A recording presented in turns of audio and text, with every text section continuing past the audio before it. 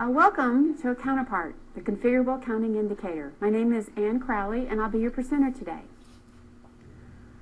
Counterpart is a configurable counting indicator.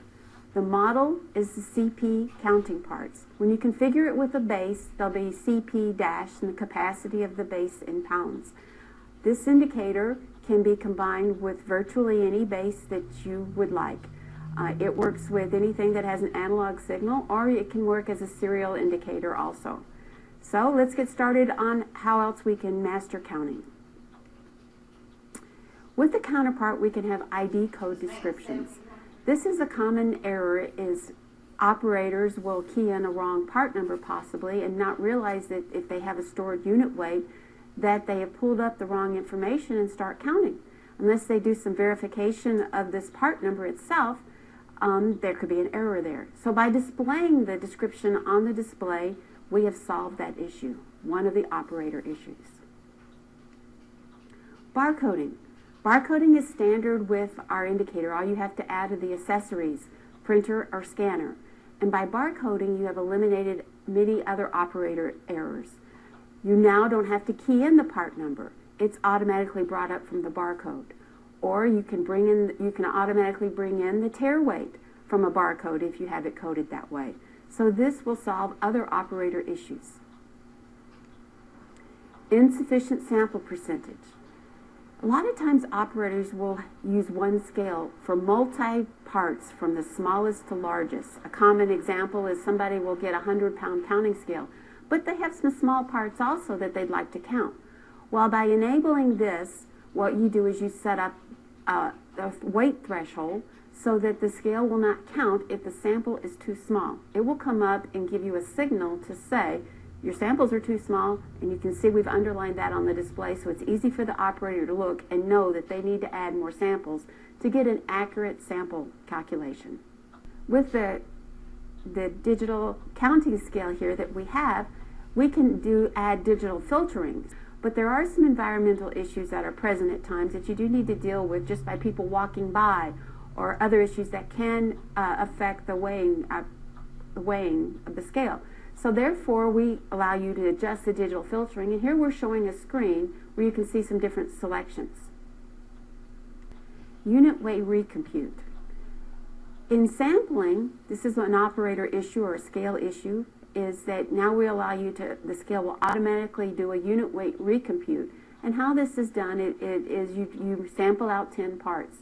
And then you might put 10 more parts or 10 known parts. The scale would display, in this case we did a sample of 10 and you see our display is 18. So we added 8 more parts in this example, or like I was saying, you could add 20, but you would only add a small quantity and then push the sample button again.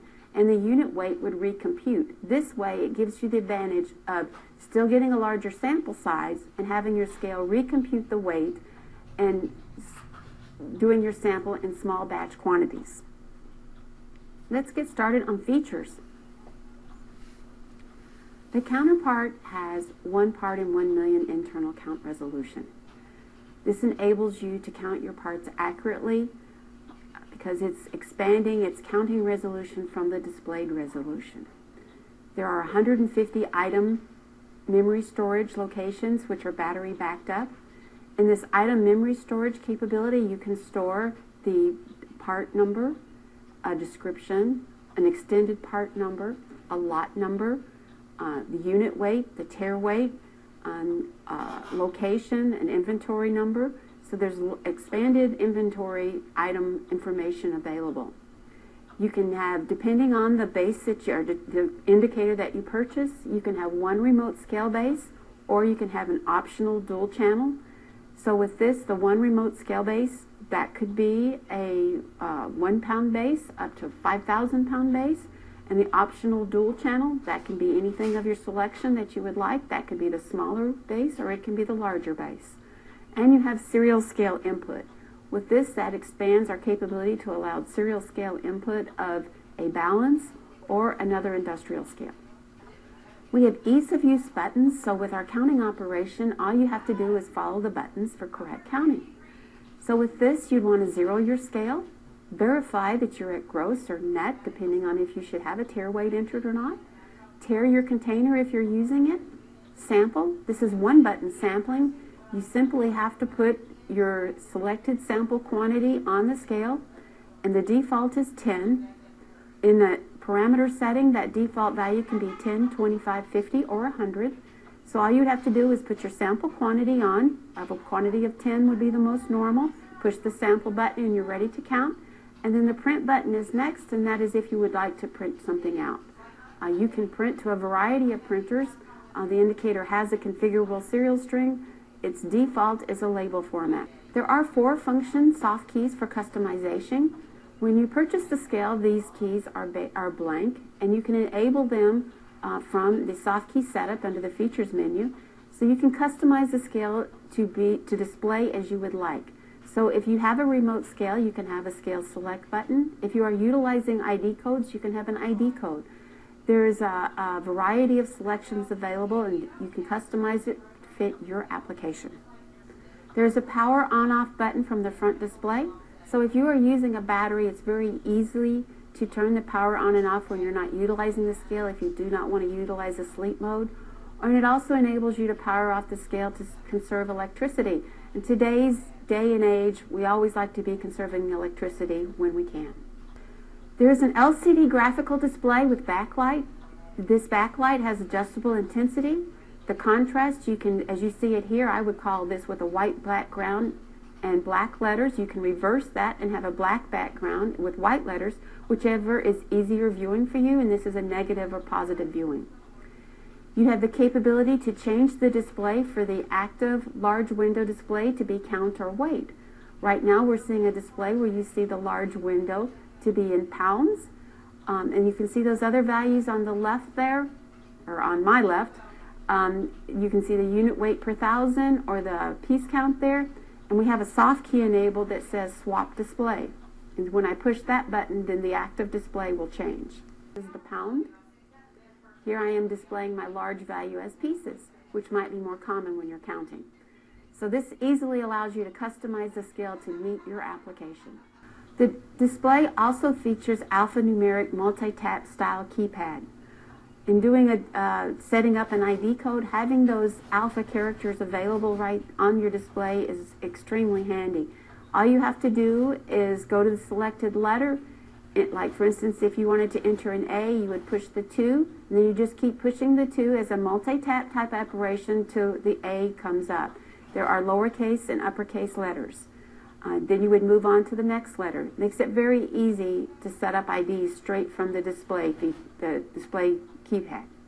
The display also includes alphanumeric text.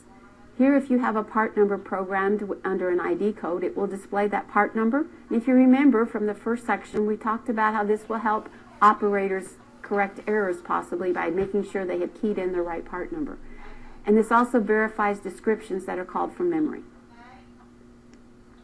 Welcome to our demonstration portion of the Counterpart webinar. So now I want to demonstrate how easy it is to sample. If you are using a counting scale, you want to make sure that you follow the progression across our keypad. We zero the scale, make sure it's zeroed. Make sure that the gross or net is displayed as appropriate. If you're going to enter a tare value, then you would put your container on and push tare, which I will do.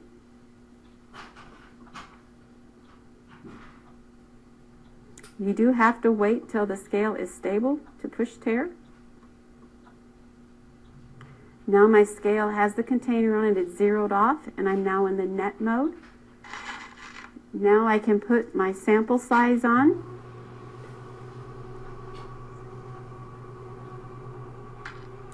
The default sample is 10. I can put that value into my container and push tare, and my sample is computed. Now I'm ready to start weighing out more product. I can add whatever I want into the pan. Say I wanted 34 pieces, I'm ready to go. And in this case, following across the keypad, if I wanted to print out a label with this information, I can push the print button and my default label would print out. As stated earlier, if I wanted something different on my label, I could certainly reconfigure that using Revolution or from the front panel. And now I'm going to clear out this value that I have displayed here by pushing the 0 and the unit weight. That will clear out my unit weight stored value and the tiered value, so now I have zeros back on my scale.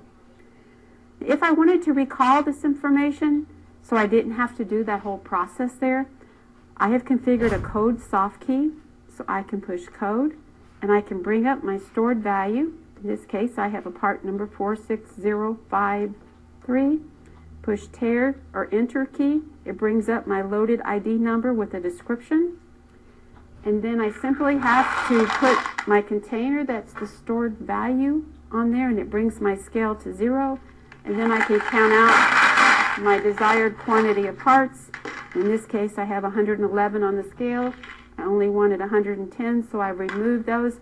I can print my label and be ready to ship them off to my customer. That concludes my demonstration. If you have any questions, please feel free to call. Once again, my name is Ann Crowley.